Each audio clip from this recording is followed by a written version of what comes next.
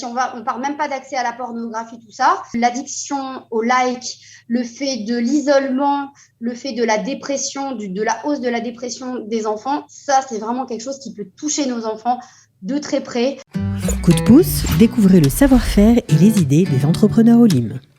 Et nous avons aujourd'hui rendez-vous avec Deborah Cohen-Tenouji. Elle est conseillère parentale. Elle accompagne des mamans, des papas, en France ou en Israël, par Zoom ou en direct, en fonction des demandes. Et elle a voulu nous rapporter un sujet passionnant concernant l'utilisation par les adolescents ou par les enfants des réseaux sociaux, des téléphones portables qui les amènent à découvrir des mondes qui les dépassent. Parfois, elle est avec nous aujourd'hui. Deborah Cohen-Tenouji, bonjour. Bonjour Cathy, bonjour tout le monde. Alors, vous êtes là parce que vous avez décidé de faire un live Facebook lundi 28 juin 2021 pour alerter sur les dangers d'une utilisation, on va dire, exhaustive et non contrôlée des réseaux sociaux par nos enfants.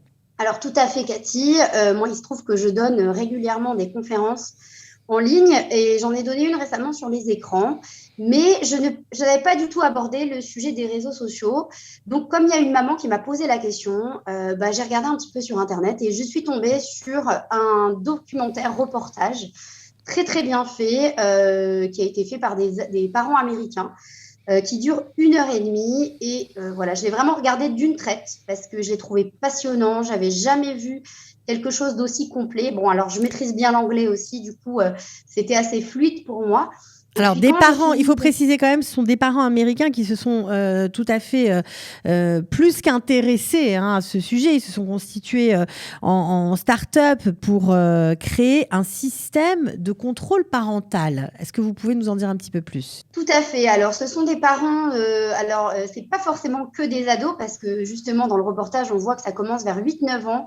Le moment où il faut faire attention à tout ça, eh bien, ils ont commencé à avoir un petit peu peur de tout ce qui se passait. Ils se sont dit, il faut qu'on aille à l'intérieur de tout ça.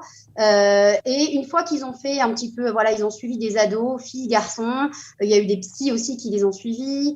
Ils ont fait aussi des caméras cachées pour suivre aussi des jeunes qui essayaient d'aborder des jeunes filles, notamment sur les réseaux sociaux. Ils ont décidé de mettre en point un système de contrôle parental encore plus spécialisé sur les réseaux sociaux. Les contrôles parentaux, il en existe déjà sur Internet, mais eux, ils ont voulu aller plus loin et aussi aller sur les réseaux sociaux, sur Instagram, sur TikTok, essentiellement. Et du coup, et diffuser au maximum ce système de contrôle parental. Alors, ce que vous voulez dénoncer, en tout cas alerter peut-être les parents israéliens ou autres, c'est que faire confiance à ses enfants, avoir une relation de confiance, avoir par exemple des heures pendant lesquelles le téléphone ou l'ordinateur ou Internet est autorisé, ne suffit pas pour vous. Ça ne suffit pas. Écoutez, moi justement, quand j'accompagne les parents, je prône toujours la confiance, la relation de confiance entre parents et enfants. Et bien, quand j'ai visionné ce reportage, je me suis rendu compte que ça ne suffisait pas. Clairement, les mots des psychologues, notamment, ou des parents qui ont fait ce documentaire, ils disent « Ne croyez pas que ça n'arrive qu'aux autres.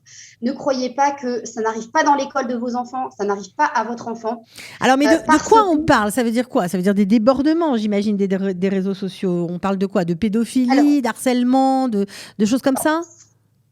Ça, on va dire que c'est le pire. On va dire éventuellement se faire aborder par des. Moi, j'ai entendu une amie en Israël dont la fille s'est faite aborder par un homme d'une trentaine d'années qui voulait la rencontrer parce que vous savez que maintenant, c'est ouvert au monde entier. C'est pas ouvert qu'en Israël. Mais indépendamment de ça, si on va même pas aussi loin. On parle même pas d'accès à la pornographie, tout ça, le fait de l'addiction au like, le fait de l'isolement, le fait de la dépression, de la hausse de la dépression des enfants, ça, c'est vraiment quelque chose qui peut toucher nos enfants de très près. Et c'est en ça que je vous dis que on se dit que ça peut arriver qu'aux autres parce qu'on fait confiance à notre enfant, mais non, parce qu'il y a des mécanismes qui sont un peu pervers, qui font que nos enfants, ils vont se sentir gratifiés par des likes, par des petits cœurs sur Instagram, sur TikTok. Ils vont se nourrir de commentaires positifs de leurs copains et de leurs copines et même d'étrangers. Et du coup, quand il y a des commentaires dépréciateurs, ils vont eux-mêmes se déprécier. Il n'y a pas de recul, quoi. Vous voulez dire que pour eux, il n'y a pas de recul. Tout est réel, quoi. Tout est vraiment concret. Alors, vous avez décidé de traduire ce documentaire pour le plus grand nombre. Vous allez en faire un live Facebook lundi 28 juin 2021. On mettra le lien pour ceux que ça intéresse, n'est-ce pas? Alors, on ne va pas pouvoir parler entièrement de tout ce documentaire qui dure 1h30, mais peut-être quelques points, Déborah. Alors, j'ai commencé à vous en parler parce que moi, ça me semble vraiment, vraiment super important. Que voilà, ce jeune enfant, cet adolescent, surtout avec tous ces confinements successifs en Israël, il s'est beaucoup construit dans une réalité virtuelle. Il s'est beaucoup, c'était comme un petit cocon pour lui, ce téléphone, cet ordinateur. Et donc, c'est sympa parce que du coup, pour nous parents, on a l'impression aussi que nos enfants, ils s'occupent tout seuls, etc.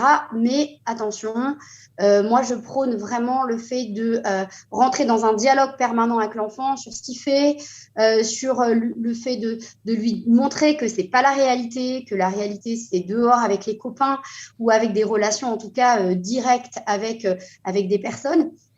Et que du coup, cet enfant, vous savez comment sont les adolescents, hein, ils ont cette phase où ils sont à la fois enfants et ils vont devenir adultes et ils se construisent beaucoup à travers le groupe, à travers ce que va penser le groupe d'eux.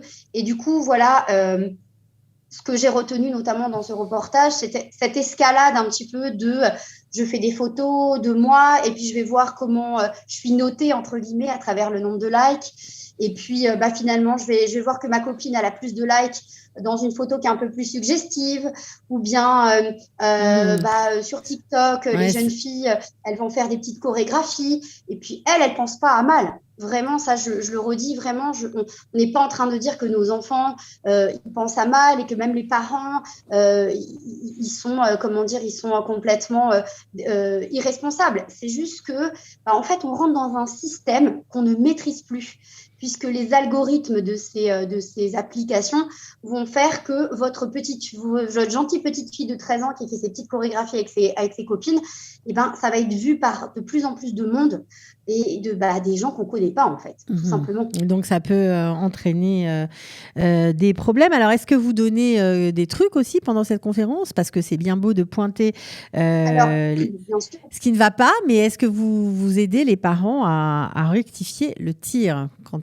on en a besoin? Alors, moi, je vais là où je vais vous donner quelques conseils. Alors, dans le reportage, ils mettent plutôt en lumière les problématiques. Ils ne donnent pas tant de conseils que ça. Donc, moi, personnellement, j'avais envie d'ajouter quand même ma petite sauce par rapport à mon expérience professionnelle. Moi, déjà, j'aurais vraiment conseillé aux parents de s'asseoir un soir et de dire aux enfants, à leur enfant, viens, on va regarder ensemble. Quelles sont les applications que tu aimes? Qu'est-ce que tu trouves dedans? Pourquoi tu te sens bien dans cette application? Et puis, un petit peu leur montrer les codes. C'est-à-dire de montrer, voilà, regarde, cette fille-là, elle a plein de likes. Pourquoi? Regarde, elle a des positions qui sont pas très jolies. Nous, ce ne sont pas des valeurs qu'on a envie de mettre en avant dans notre famille. Et viens, on va trouver une autre façon potentiellement de nourrir ce manque que tu as, tu as envie de te sentir bien dans ta peau, tu as envie d'être coquette, etc.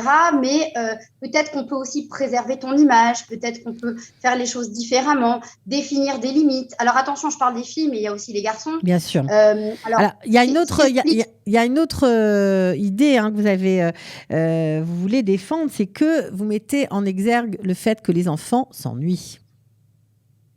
Alors ça, c'était assez frappant j'ai trouvé dans le reportage, c'est qu'ils ont interviewé notamment une grand-mère, la grand-mère d'un de ses enfants, qui disait, qui racontait comment elle vivait à l'époque dans les champs et qu'elle aidait à puiser l'eau, elle aidait avec les animaux, elle habitait à la campagne. Et elle disait qu'elle s'ennuyait jamais en fait, qu'elle n'avait pas ce manque, qu'elle avait pas elle se sentait toujours utile. Et du coup, elle, ça la dépasse un peu. Elle ne comprend pas ces enfants qui sont toute la journée sur leur téléphone. Et ce que mettent en lumière aussi les psychologues, c'est que aujourd'hui, on a créé aussi des besoins nouveaux par rapport à ces réseaux sociaux, mais surtout, la vie est beaucoup plus facile. On n'a pas besoin d'aller traire les vaches pour avoir du lait. On n'a plus besoin de faire des travaux à la ferme pour avoir telle ou telle chose à la maison. Donc, les enfants, souvent, ils ne savent pas quoi faire. Les parents travaillent beaucoup, les enfants sont souvent livrés à eux-mêmes et du coup, c'est un petit peu devenu le réflexe. Ils vont être sur les portables. Donc, moi, mon conseil, ce serait, d'ailleurs, moi, c'est quelque chose que j'adore en Israël, ce serait éventuellement de leur proposer de faire du bénévolat maintenant que tout commence à rouvrir, du bénévolat, de faire des ventes, vous savez, comme on dit, les garage sales, là, je ne sais plus, il y a le mot en hébreu. Les vides-greniers. Voilà, les vides-greniers. Éventuellement, de proposer, je sais pas moi, de faire un petit spectacle par enfant ou un petit spectacle avec des copains, leur proposer comme ça des actions qui peuvent être sympas pour un peu rompre l'ennui de ces enfants. Moi, je sais que j'ai beaucoup pensé à ces enfants qui étaient introvertis, où avant, entre guillemets, les parents, ils allaient leur trouver des activités, ils allaient les aider à sortir pour trouver d'autres copains. Et puis aujourd'hui, avec les réseaux sociaux, avec les ordinateurs, les jeux vidéo, quelque part, on se dit, au moins, il est derrière son écran, il n'est pas tout seul. Mais si, cet enfant, il est seul. Et ce qui m'a aussi frappé, c'est qu'ils ont mis des statistiques dans ces reportages et qu'on a vu que depuis 2011, avec l'accès au smartphone chez les plus jeunes, il y a eu une hausse des dépressions, de l'anxiété chez les enfants. Et donc, voilà, moi, je dis, trouvons à nos enfants des occupations, trouvons des choses. Le sport, voilà, vraiment, le sport, c'est vraiment quelque chose qui est super Donc, sain. il y a plein de choses à faire, mais ça demande a priori un peu plus d'investissement de la part des parents. Voilà. En tout cas, si vous avez envie d'en savoir plus, si Déborah Cohen-Tenoudji vous a inspiré, vous pouvez écouter son live Facebook lundi 28 juin 2021. On pourra, j'imagine, vous poser aussi des questions. Oui, et puis le live, il restera toujours sur la page. Donc, même si on ne regarde pas le jour J, c'est pas grave. On pourra le revoir après, en différé. Ça, voilà, je voulais juste, sans faire peur aux parents, leur dire juste, voilà, il faut quand même regarder ce qui se passe à l'intérieur du téléphone de nos enfants. Bon, je pense que le message est passé. Merci beaucoup d'avoir été avec nous aujourd'hui. À très bientôt.